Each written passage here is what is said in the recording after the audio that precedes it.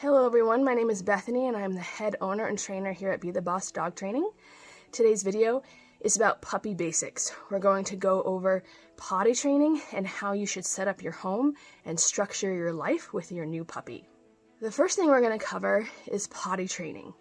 This can easily be the most frustrating part of owning a puppy because they might pee on your carpet or pee on your floor, or they don't pee when you take them outside, but then they pee when you take them back inside. So we're going to get started with this today.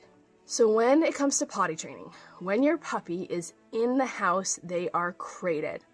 What we're doing is we are restricting access to a large area. If we restrict access, they can't pee and potty on your carpet if they don't have access to it.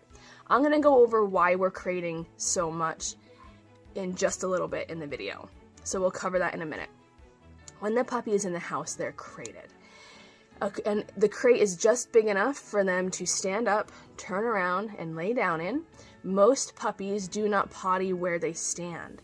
So we're going to give them just enough space, stand up, turn around, and lay down. So we're teaching them how to hold their potty. If you take your puppy out potty every single hour until they're 5 months old, they don't know how to hold their potty because they're going every single hour. So when it comes to how old a puppy is in potty training, they can hold their potty for 1 hour per 1 month. So if they're 2 months old, they can hold their potty for 2 hours. If they're 3 months old, they can hold their potty for 3 hours, etc. So when the puppy is in the house, you're going to keep them in their crate. Every 2 to 3 hours, depending on their age, you're going to take them out to go potty. What that looks like is opening the crate door, putting the leash on first. Now you're going to take them out of the crate, but it's important on how you do this. You want to be calm. Don't touch the puppy. Don't talk to the puppy. Don't look the puppy in the eye. We want to be super calm. Walk calmly to the door. Walk calmly outside. Go to a certain area that you want to teach your puppy to potty in and stand there. Ignore the puppy. Don't talk. Don't touch. Just let the puppy sniff around you and go potty. The reason we're doing this is because puppies forget that they have to go potty. Outside is filled with sounds and smells, and they get excited and they're stimulated and they literally forget that they have to potty. So why we're being so boring is because we want to help them remember that they have to go potty. If you're constantly touching or talking to your puppy, they're going to forget. And then when you take them back inside, they're going to potty on the floor. So that's usually why this happens. So open the crate, leash on, calm and boring all the way outside, stand still, calm and boring until the puppy potties, and then whether they potty or not, back inside and back into the crate. What we're doing here is we are getting muscle memory in the puppy. Out of the crate, potty, in the crate. Out of the crate, potty, in the crate. Muscle memory, we're also teaching the puppy to potty on command. So when you go out to go potty, you're going to say go potty or get busy or go pee, whatever you want to say. And then back into the crate. And so the puppy learns how to potty on command. This is super beneficial if you have a really busy life and you only have 15 minutes to take the dog out of the outside, potty, back inside. This also helps if you go on a road trip or travel with your dog. When there's only a certain time and a certain place for them to potty, you want them to be potty on command. I am not a fan of pee pads or potty pads. The only time I will use those is if my clients work long hours and they cannot get home to relieve the puppy. Then I'll have them put a potty pad underneath the crate so it's not a mess when they get home. I just don't use potty pads because that teaches a dog to pee and poop in the house, and I will never teach a dog to pee and poop in the house. I will also use potty pads if my clients have a disability or health issues that they are not able to physically take their dog outside. Then I will use potty pads. When it comes to how much water your puppy can have or sleeping through the night, I stop water intake 3 hours before bedtime. So if bedtime is 10 p.m., no more water after 7 p.m. And then in the last 30 minutes, we go potty twice. So if bedtime is 10 p.m., we go potty 9:30 p.m. to 10 p.m. We go potty twice in that time frame. I want to make sure that the puppy doesn't have water 3 hours before bedtime, and then I want to make sure that we empty out the puppy before bedtime. So an average 8 to 10 week old puppy depends on the size of the dog, and each dog is a little bit different, but generally speaking, if you follow this and implement what I'm telling you, they should be able to get around 4 to 5 solid hours. Hopefully more. That's just a general educated guess as to what you should expect out of your puppy. Here's one of the biggest ways that people go wrong with their puppy. Puppies should be sleeping 18 to 20 hours a day. The biggest mistake people make is they keep their puppies awake. They play with them, they keep them out of the crate, they stimulate them. Look how cute. Puppies are newborn babies. They need to sleep. This is why we also use the crate, because the puppy needs to sleep 18 to 20 hours a day. Not all at once, but throughout the day. So a puppy's nipping will dramatically get worse when they're tired. Just like a newborn baby gets cranky and cries, a puppy gets cranky and bites more. So if they're nipping more at certain times of the evening and you're noticing this, your puppy is tired. Play sessions should be 10 to 15 minutes, 2 to 3 times a day. So what should your day look like with your puppy? What does structure look like? What does routine look like? First of all, your puppy should always be on a leash. Except when they're in the crate, they should be on a leash. There's a couple of reasons for this. One is you have no way to control your puppy if they're off leash. You've already experienced this. Your puppy runs away, your puppy's peeing on the carpet, your puppy is nipping, your puppy is jumping, and you feel helpless and overwhelmed. And the first action you take is to pick up the puppy and tell them no, or put them in their crate. Unfortunately, that doesn't teach the puppy anything. You're just manhandling the puppy and moving the puppy from one spot to another. Puppy doesn't learn anything. So we need to be able to control our puppy. The other reason is a dog's language is one of physicality. It's not verbal. So when we go to the zoo and we see monkeys and they're screaming in their cage, that's how your dog sees you. Because they're not verbal. They don't know what you're saying. We don't know what the monkeys are saying in the zoo. We're just like, oh, ha, ha, look at them, screech at each other, and the puppy's kind of the same way. What is this human doing? Oh, look how funny they're being. So they're not verbal. They're physical, meaning dogs use energy, body language, touch, biting.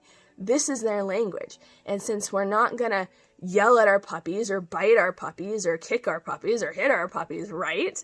We put a leash on them so we can physically communicate with them.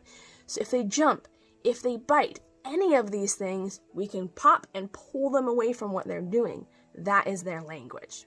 We also want the puppies to start as early as possible on leash training. I don't know if you've ever experienced this, but I, as a trainer, when I train puppies, dogs who have never been on a leash, it is unnecessary stress on the dog to try to learn how to have a leash on them at an older age. So start now. Our next topic is how to correct a puppy. Puppies nip and it hurts. Those baby teeth are sharp, and they jump and they whine in the crate, and they do all sorts of these behaviors that make our life a little stressful. So how do you correct a puppy for these behaviors? When it comes to whining in the crate, I don't know about you, but a lot of my clients have jobs they have to be up early for, and they can't be kept up all night by a whining puppy. So how you correct a whining puppy is, number one, obviously you can reward for good behavior in the crate. Good boy, good girl, give them food. However, that's never going to stop the whining. So when the puppy whines, say no, very calmly and firmly, and then bang the crate. You can bang it with your hand or your foot, it doesn't matter. A lot of people are afraid that their puppy's going to become afraid of the crate. I've done it thousands of times. I've never seen it happen. What usually happens is the puppy goes, whoa, what was that? And then they don't whine, they calm down, and they go to sleep. It is much easier to teach a puppy to be calm in the crate at 10 weeks old by just banging it a few times than it is for the puppy to grow up in unnecessary anxiety, unnecessary stress, and then have to use remote collars and more advanced behavioral techniques to overcome crate anxiety. So start now, bang the crate when they're whining. I promise you your puppy is not going to become afraid of the crate. When it comes to stopping nipping, again, you can reward them for not nipping, right? Good choice. However, you will never stop the nipping unless you make it a little uncomfortable. So how I correct puppies is I take all 4 fingers and I go bang, right in the ribs. I poke them in the ribs, right here. There's an art to it. First of all, you need to mean it. So if you go, no, puppy, they're going to think you're playing. They're going to bite your hand. They're not going to believe you. Just like your child doesn't believe you when you say, no, I guess you can't. They're going to continue whining because they sense that doubt in you. So mean it. The second part to it is you need to find the right level. Start at any level you want. Poke. If the nipping stops, great. That was the right level. If the nipping continues, the nipping was more exciting than the poke was valuable. We want the poke to be more valuable than the excitement of the nipping. If the nipping continues, poke harder. If it continues, poke harder. If it continues, poke harder until you find the right level for the puppy. It's not about what you think. It's about what is your puppy doing. Because you might think, oh my gosh, I'm poking him so hard. Logically, you poked him, he continued to nip. He didn't care. I use the analogy of there's $10,000 across the street. I could sure use $10,000. If you're standing next to me on my porch and you go, please don't go get that $10,000. I'm going to go, screw that, and I'm going to run across the street and get the $10,000. You're going to have to tackle me to the ground to stop me from going after that $10,000. That's what's valuable enough to get me to stop going after the money. Same thing for your puppy. Nipping is that $10,000 reward. And if you just go, please don't do that, puppy. Screw that. It's way much more exciting to be biting and nipping.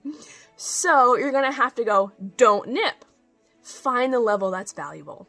We also want the puppy to start waiting for their food. We want the puppy to be in a habit of asking permission. Can I eat my food? Can I go out the door? Can I do this? Can I do that?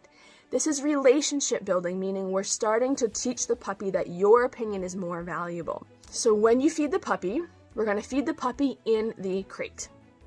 Number 1, it's going to make the crate a positive place. The puppy's going to run into the crate and be like, it's food time. Positive place. Another reason is structure. When a puppy knows what to expect, when to expect it, and where to expect it, it helps keep them calm and confident. So those 2 things, positive place for the crate, structure. When you put the food in the crate, we're going to have the dog wait for their food. So how you're going to do this is take the bowl, put it in the crate, and I put the other hand right above the bowl. And when the puppy dives for the food, I go poke right in the snout. Poke right in the snout. So it's very clear to the puppy that when they make the choice to dive into the food, poke, they're not allowed to. Then I put the food down on the crate floor. And even when I release the food, my food, not the puppy's, my food still. So I still poke if they try and go for it. I wait for the puppy to look me in the eyes. And at this point, you can call their name, or you can go and make a funny noise, anything to get their attention. And then you're going to say the word break and let them go for their food. They don't know what the word break is, so at the very beginning, I just say break, and then I close the crate door and walk away. The word break is something I use in my formal training, so I just get them started young.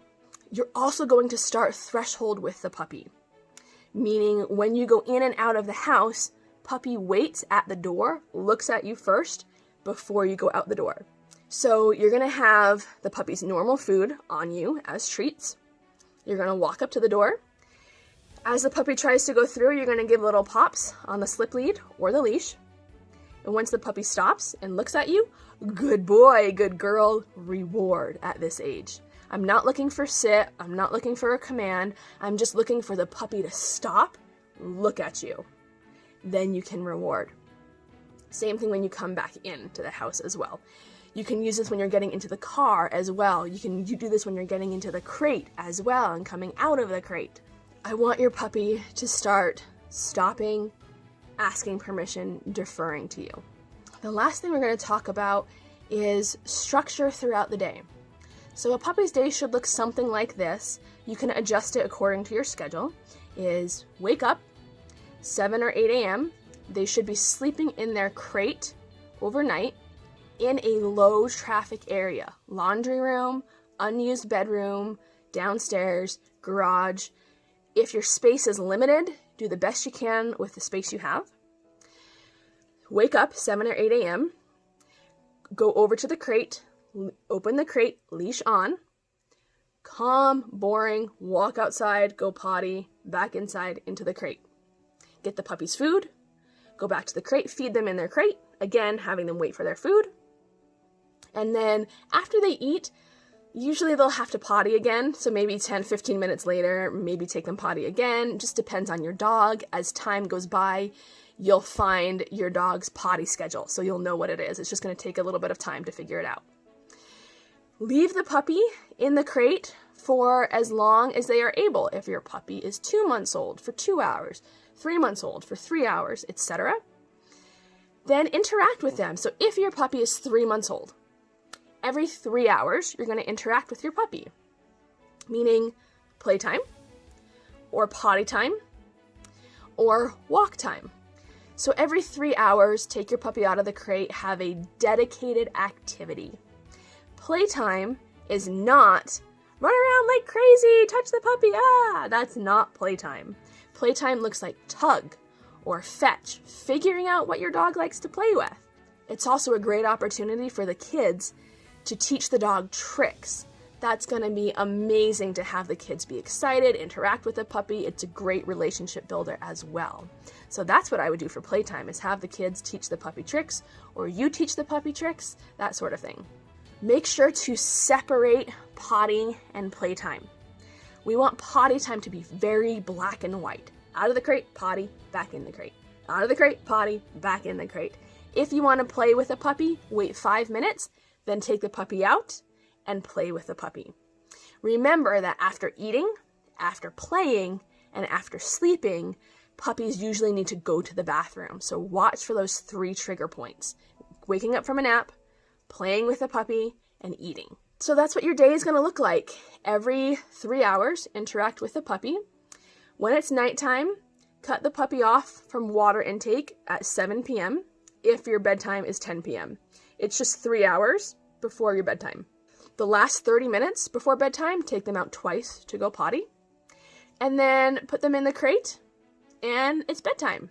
And that's what your day should look like. If you have any questions or need some troubleshooting help, please take advantage of my video chat options. Thanks for watching, and I'll see you in the next video.